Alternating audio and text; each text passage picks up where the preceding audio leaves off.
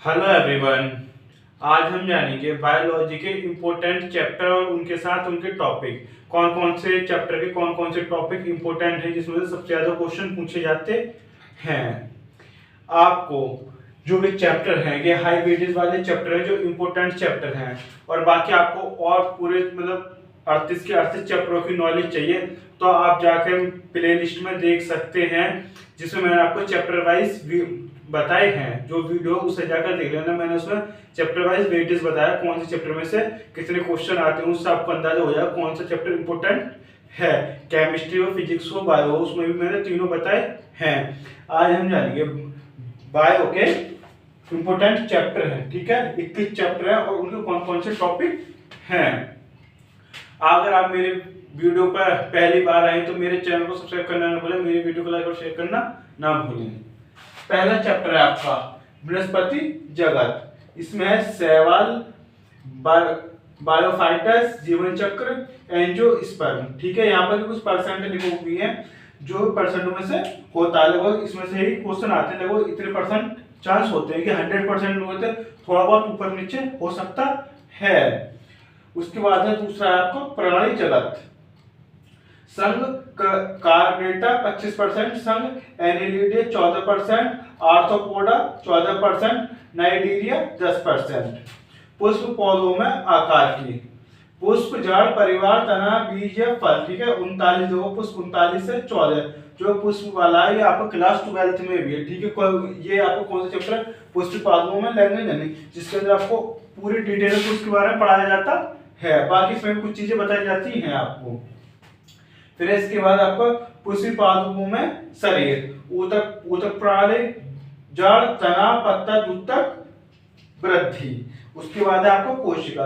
ये chapter important है क्योंकि ये कोशिका जो आपका जो चैप्टर होता है इसमें कोशिका के समूह के बारे में बताया जाता है। कोशिका कैसे कैसे विभाजित होती है, कैसे कैसे बनती है।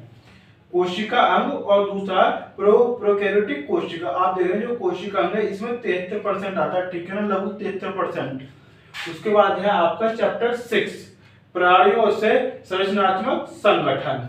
पहला इसमें उपकला कोशिका, दूसरा मांसपेशी ऊतक, तीसरा तंत्रिका ऊतक, चौथा है आपका कॉकरोच। 45 12 6 13।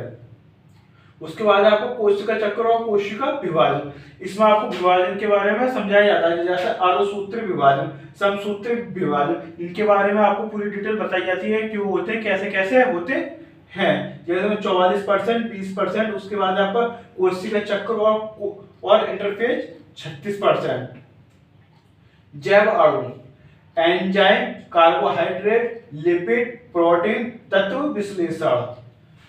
44 14 12 10 10। मानव जन्म। आपको मैं बता दूं, इसका अगर आपको पीडीएफ चाहिए तो आपको टेलीग्राम पर सर्च मारना होगा BSR स्टडी। ठीक है, क्या मारना होगा, BSR स्टडी सर्च मारना होगा आपको मेरे चैनल पर, जो टेलीग्राम चैनल है उस पर आएगा तो उसमें वहां पर आपको वीडियो मिल जाएंगे। वहां पर आपको बायोलॉजी के नोट्स और केमिस्ट्री के नोट्स भी मिल जाएंगे। और जो अब आने वाली जो वीडियो होंगी मैं आपको उसमें MCQs वीडियो लेके आने वाला हूँ। ठीक है, मैं आपको उसका PDF प्रोवाइड कराऊंगा। अब जैसे हमारा चैप्टर 9 मानव जन्म, इसमें पहला टॉपिक है पीरियड्स। ठीक है ना, कौन सा, पीरियड्स।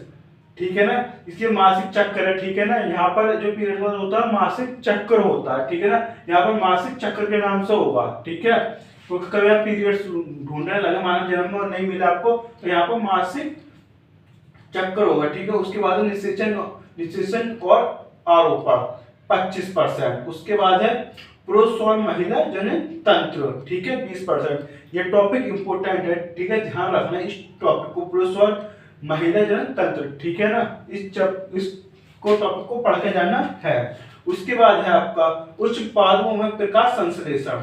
इसमें है आपका CU चक्र, जैसे H और स्लेट पथ पे 20%, डार्क रिएक्शन कैल्विन चक्र 14%, प्रकाश प्रतिक्रिया इलेक्ट्रॉनिक परिवहन 10%। उसके बाद है आपका चौथा इसमें ही इंपोर्टेंट टॉपिक है फोटोफॉस्फोराइलेशन। ठीक है, 15%। ठीक है, ये आ गया आपका क्लास 11th के चैप्टर। ठीक है ना, पाचन अवशोषण, आपको पता होगा ये 7 चैप्टर हैं और इनका वेटेज लगभग 20% होता है, ठीक है ना। 20% क्वेश्चन पूछे जाते हैं, तो इस सब आप हो सकता है पूरे पढ़ गया ना, लेकिन नीचे इसमें 3 चैप्टर इंपॉर्टेंट याद हैं, ठीक है।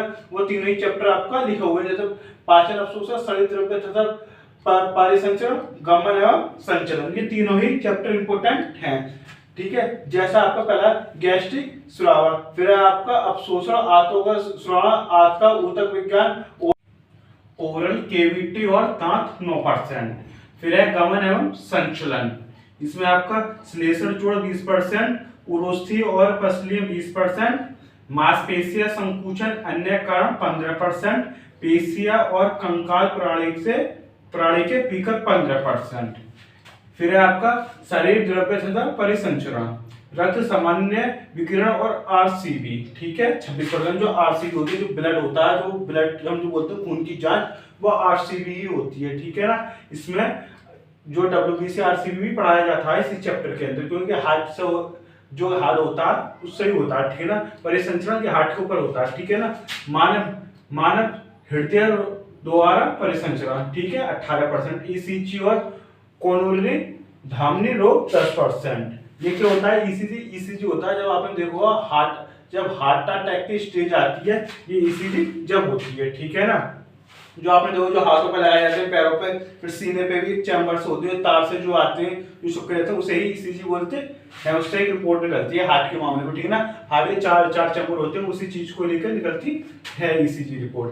फिर आपका मानव हृदय तथा हृदय चक्र 10%, रक्त समूह 14%, 18वां है आपका, इसमें पहले इधर ही आ जाए लौट के, इस पे नीचे वाले बाद में आएंगे, क्योंकि ये क्लास 11 के तीनों चैप्टर हो गए, ठीक है। इनका वेटेज सबसे याद रहता है, ये 7 चैप्टर हैं आपके, लेकिन आपको तीन ही चैप्टर जो ध्यान से पढ़ गया हो सके तो सातों ही पढ़ जाना, हो सके तो पूरा ही सिलेबस कंफर्म करके जाना। उसके बाद है आपका पुष्पी पादपों में लैंगिक जनन, पूर्व निषेचन संरचना एवं घटना 72%, पश्च निषेचन संरचनाएं और घटनाएं 7%, दोहरा निषेचन 17%, ओपोमिक्सिस और बहुभ्रूण 5%। उसके बाद है आपका चैप्टर 14, खाद्य उत्पादन में वृद्धि की कार्य नीति, प्रतिरक्षा 35%, मनुष्य में सामान्य रोग 35%। चैप्टर 15 में है आपका जैव प्रौद्योगिकी सिद्धांत, पहला इसमें उपकरण एंजाइम 22%, उपकरण वेक्टर 20%, बायोटिक प्रक्रिया 15%, पॉलीमरेज चेन रिएक्शन पीआरसी 10%, जीव और समष्टियां, प्रतिस्पर्धा 21%, पारिस्थितिकी की परिचय 10%, जनसंख्या गतिशील 6%, जनसंख्या के लक्षण आयु संरचना और प्रवासना 6%। चैप्टर 17 मैंने आपको बता दिया। चैप्टर 18 वंशागति तथा आणविक आधार, अनुवाद 25%, प्रतिलेख 25%, डीएनए संरचना और प्रकृति 20%, जन अभिव्यक्ति का नियम 12%। आपको चैलेंज है, ऐसी वीडियो पूरे यूट्यूब पर नहीं मिलेगी आपको हिंदी मीडियम के, ठीक है, स्टूडेंट के लिए। इस वीडियो को बनाने में बहुत टाइम लगता है। आपसे गुजारिश है, अगर आप मेरे चैनल पर पहली बार आए और विजिट कर रहे हैं, मेरी वीडियो जरूर शेयर कर दें और मेरे चैनल को सब्सक्राइब कर दें। उसके बाद है आपका वंशागति तथा विविधता के सिद्धांत, आनुवांशिक विकर 35%।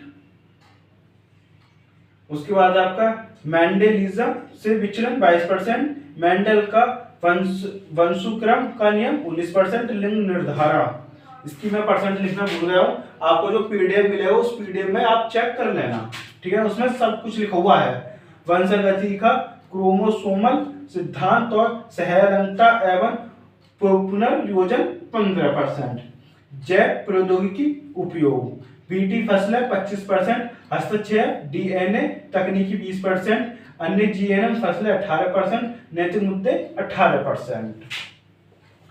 पारितंत्र, पारिस्थितिकी पिरामिड 19%, अपघटन 18%, खनिज चक्र और पारिस्थितिकी तंत्र सेवा 18%, पारिस्थितिकी तंत्र उत्पादकता 14%, ठीक है।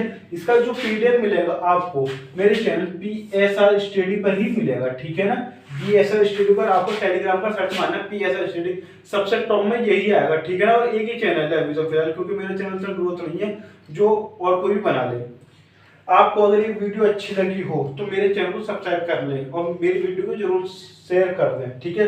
ऐसी ही वीडियो आपको, ये आपको बायो की, ऐसी वीडियो आपको केमिस्ट्री की भी आएगी, फिजिक्स की भी आएगी। और अगर आपको इन चीज़ों को देखना तो आप चैप्टर वाइज जो वेटेज है, हाई वेटेज, उसमें आप जो मैंने चैप्टर एनालिसिस की जो वीडियो बनाई है उसमें आप जाकर देख रहे हैं, उसमें मैंने आपको बताया 15-17 से लेकर 22 तक कौन से चैप्टर में से कितने क्वेश्चन पूछे गए हैं। मिलते हैं आपसे नेक्स्ट वीडियो में।